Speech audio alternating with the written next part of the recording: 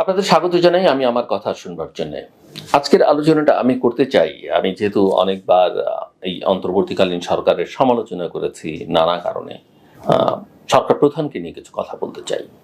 Professor Mohammad ইউনূসকে নিয়ে আমি এর আগে বহু জায়গায় আমি লিখেছি, আমি তৃতীয় মাত্রায় বহু বছর ধরে কথা বলছি আমার তার সম্পর্কে দৃষ্টিভঙ্গি কী, এবং আমি তিনি যখন দায়িত্ব নিচ্ছেন বা নিয়েছেন তারপরে অনেক কথা বলেছি।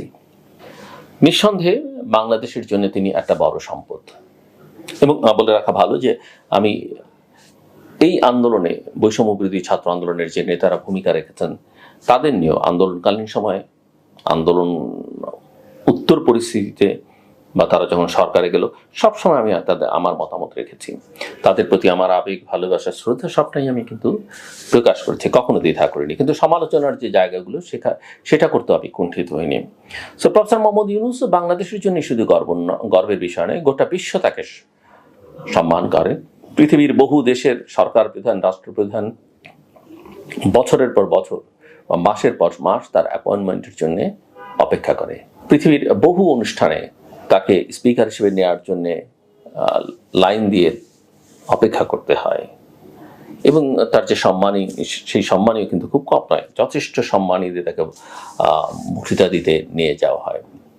বাংলাদেশের পার্লামেন্টে তিনি বক্তৃতা দিতে পারেননি, কিন্তু পৃথিবীর অনেক দেশের পার্লামেন্টে, এমনকি ভারতের পার্লামেন্টেও তিনি বক্তৃতা করেছেন।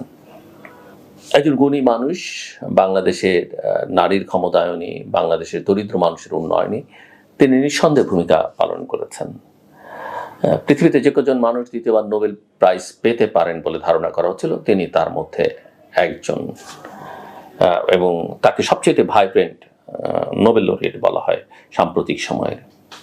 কিন্তু তিনি যখন সরকারের দায়িত্ব নিয়েছেন, তিনি কিন্তু শেখ হাসিনা সরকারের থেকে তার প্রতিপক্ষ ভেবে এক রকমের সমালোচনা করেছেন, তাকে যথেষ্ট কষ্ট দিয়েছেন, তার বিরুদ্ধে মামলা করেছেন, তাকে তার পদ থেকে সরিয়ে দিয়েছেন, তাকে 8 তলায় সিঁড়ি বেয়ে উঠতে বাধ্য করেছেন। আমাদের দেশকেও এর মধ্য দিয়ে শেখ হাসিনা ছোট করেছেন। পৃথিবীর অনেক দেশে যাই, আমি অনেক সময় দেখি যে ট্যাক্সি ড্রাইভাররা পর্যন্ত